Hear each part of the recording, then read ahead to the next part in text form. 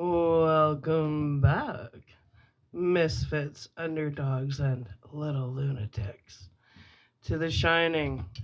Let's adjust this. Oop. Hi. How you doing? Anyway, The Shining, Chapter 27, Catatonic. All right. I have a Nicorette in, so I apologize for my rudeness. All right. Hmm.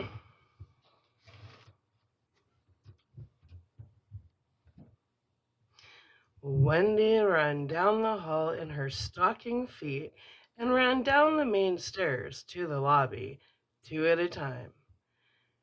She didn't look up at the carpeted flight that led to the second floor, but if she had, she would have seen Danny standing at the top of them, still and silent, his unfocused eyes directed out into indifferent space.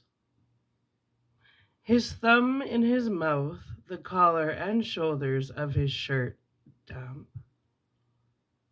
There were puffy bruises on his neck and just below his chin. Jack's cries had ceased, but that did nothing to ease her fear, ripped out of her sleep by his voice, raised in that old hectoring pitch she remembered so well. She still felt that she was dreaming, but another part knew she was awake. And that terrified her more. She half expected to burst into the office and find him standing over Danny's sprawled out body, drunk and confused. She pushed through the door, and Jack was standing there, rubbing at his temples with his fingers. His face was ghost white. The two-way CB radio lay at his feet in a sprinkling of broken glass. Wendy? He asked uncertainly. Wendy? The bewilderment seemed to grow, and for a moment she saw his true face, the one he ordinarily kept so well hidden, and it was a face of desperate unhappiness. The face of an animal caught in a snare, beyond its ability to decipher and render harmless. Then the muscles began to work, began to.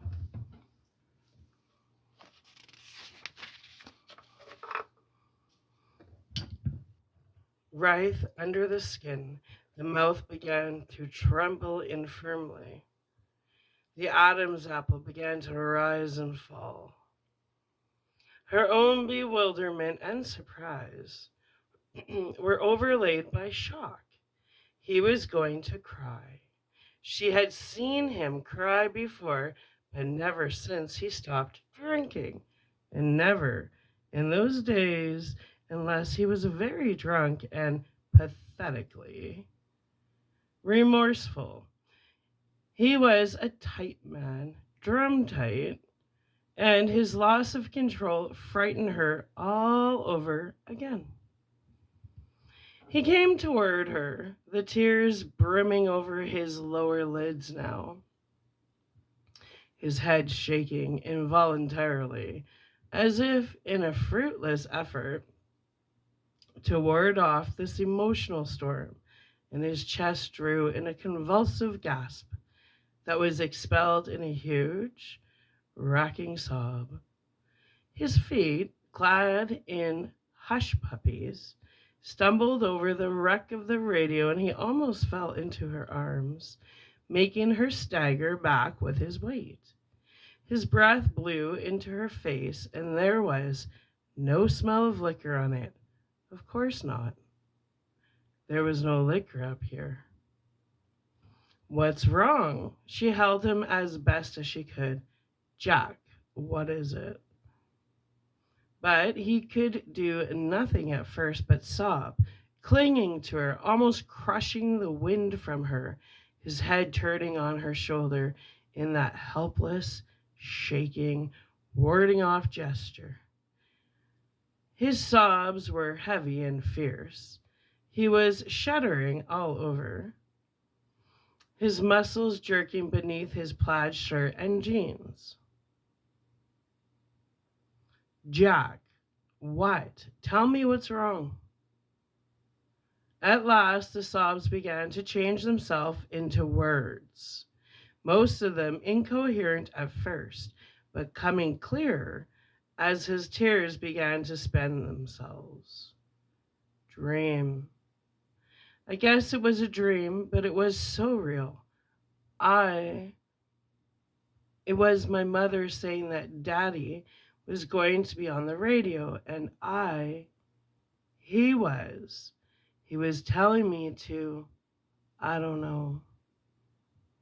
He was yelling at me, and so I broke the radio to shut him up. To shut him up. He's dead. I don't even want to dream about him. He's dead. My God, Wendy, my God. I never had a nightmare like that. I never want to have another one. Christ, it was awful. You just fell asleep in the office. No, not here. Downstairs. He was straightening a little now, his weight coming off her, and the steady back and forth motion of his head first slowed and then stopped. I was looking through those old papers, sitting on a chair I set up down there. Milk receipts, dull stuff. And I guess I just drowsed off. That's when I started to dream. I must have sleepwalked up here. He essayed a shaky little laugh against her neck. Another first. Where's Danny, Jack? I don't know. Isn't he with you? He looked over his shoulder and his face tightened at what he saw on her face. Never going to let me forget that, are you, Wendy? Jack? When I'm on my deathbed, you'll lean over and say, it serves you right. Remember the time you broke Danny's arm? Jack. Jack what? He asked hotly and jumped to his feet. Are you denying that's what you're thinking? That I hurt him. That I hurt him once before and I could hurt him again. I want to know where he is, that's all. Go ahead, yell your fucking head off. That'll make everything okay, won't it? She turned and walked out the door. He watched her go, frozen for a moment, a blotter covered with fragments of broken glass in one hand. Then he dropped it into the wastebasket, went after her, and caught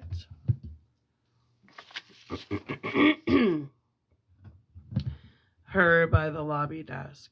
He put his hands on her shoulders and turned her around. Her face was carefully set. Wendy, I'm sorry. It was the dream. I'm upset. Forgive? Of course, she said, her face not changing expression. Her wooden shoulders slipped out of his hands. She walked to the middle of the lobby and called, Hey, Doc. Where are you? Silence came back. She walked towards the double lobby doors, opened one of them, and stepped out onto the path Jack had shoveled. It was more like a trench. The packed and drifted snow through which the path was cut came to her shoulders. She called him again, her breath coming out in a white plume. Where she came back in, she had begun to look scared. Controlling his irritation with her, he said reasonably, Are you sure he's not sleeping in his room? I told you he was playing somewhere when I was knitting. I could hear him downstairs. Did you fall asleep? What's that got to do with it? Yes, Danny. Did you look in his room when you came downstairs just now? She stopped. He nodded. I didn't really think so. He started up the stairs without waiting for her. She followed him, half running, but he was taking the risers two at a time.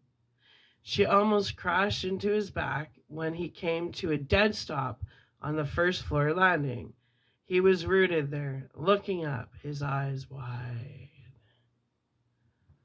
What? She began and followed his gaze. Danny stood there, his eyes blank, sucking his thumb. The marks on his throat were cruelly visible in the light of the hall's electric flamboyant.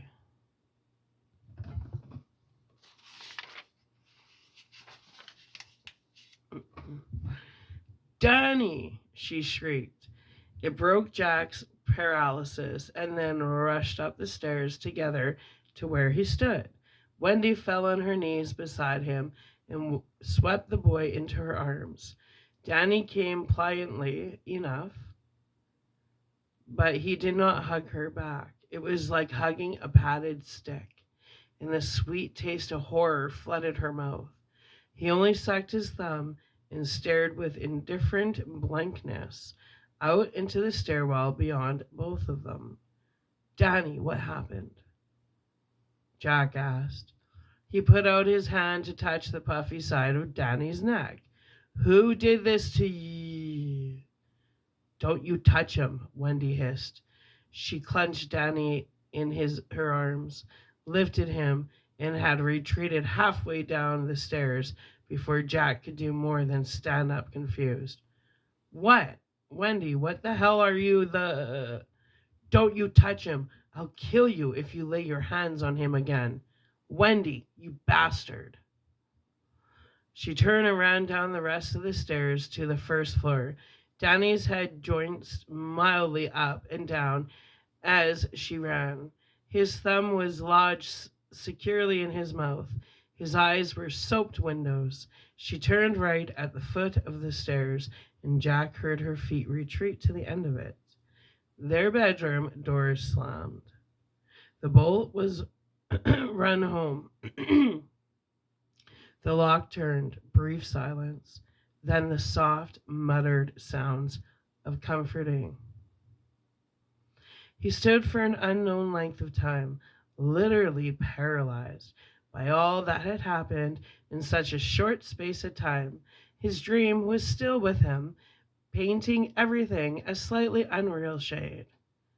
It was as if he had taken a very mild mescaline hit. Had he maybe hurt Danny as Wendy thought?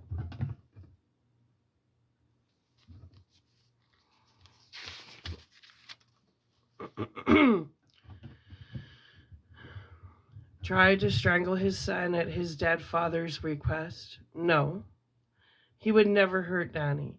He fell down the stairs. Doctor, he would never hurt Danny now. How could I know the bug bomb was defective?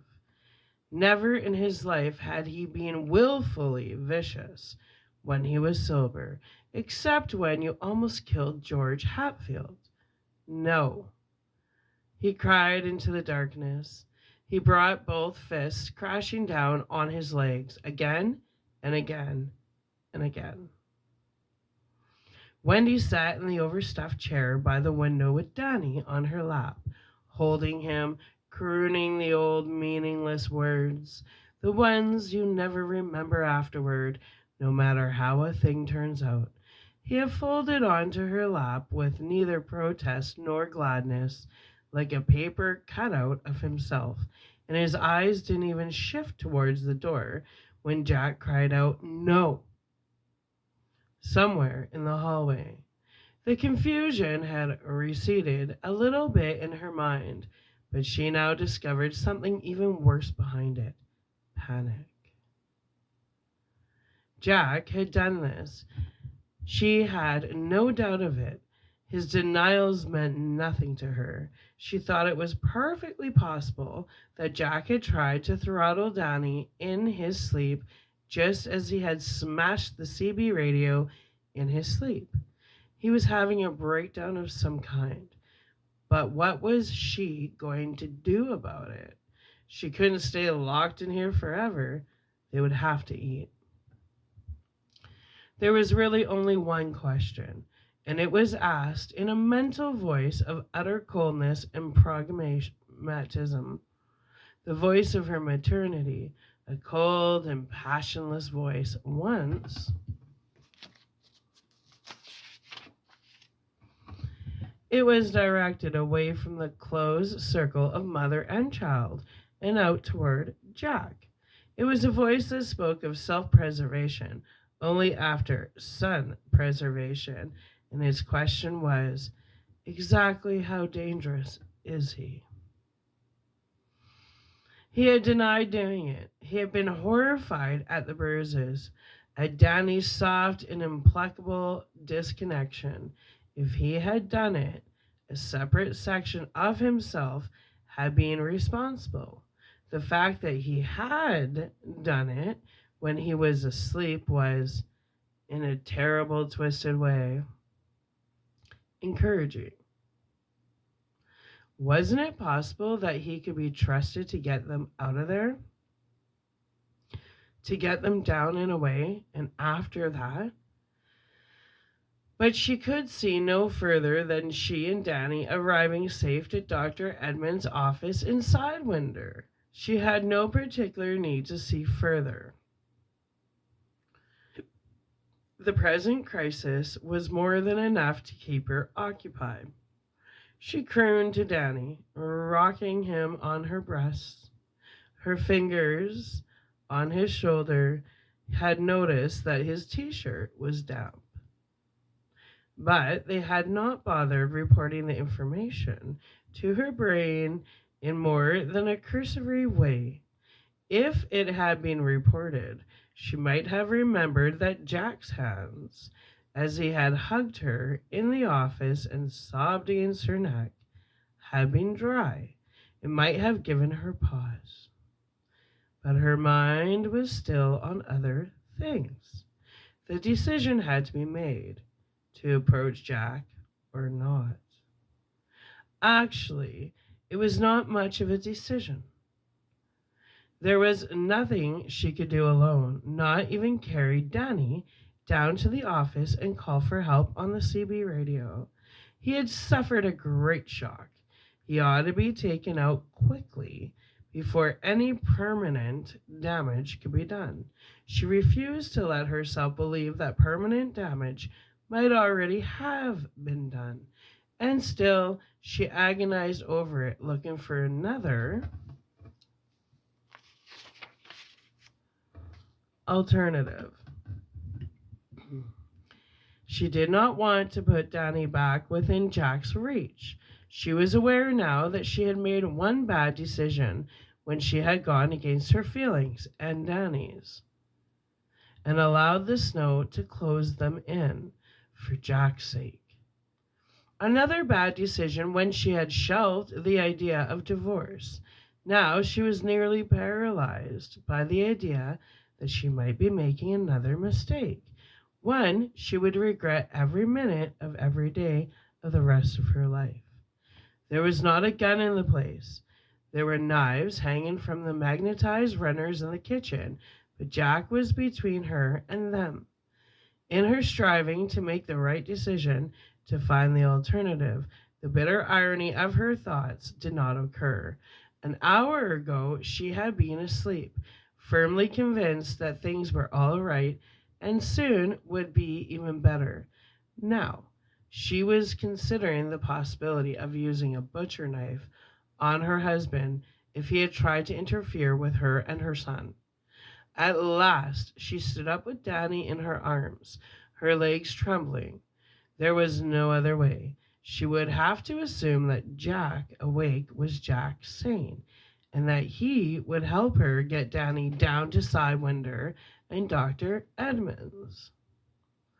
And if Jack tried to do anything but help, God help him. She went to the door and unlocked it, shifting Danny up to her shoulder. She opened it and went out into the hall. Jack? She called nervously and got no answer. With growing trepidation, She walked down to the stairwell, but Jack was not there. And she stood there on the landing, wondering what to do next. The singing came up from below, rich, angry, bitterly satiric.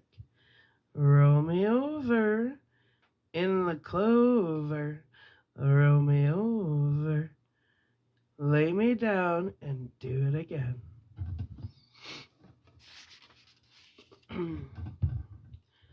She was frightened even more by the sound of him than she had been by his silence. But there was still no alternative. She started down the stairs. Ooh, whoa, little misfits, underdogs, and lunatics. I'm going to upload this, and then we're going to get into chapter 28. It was her. Ooh.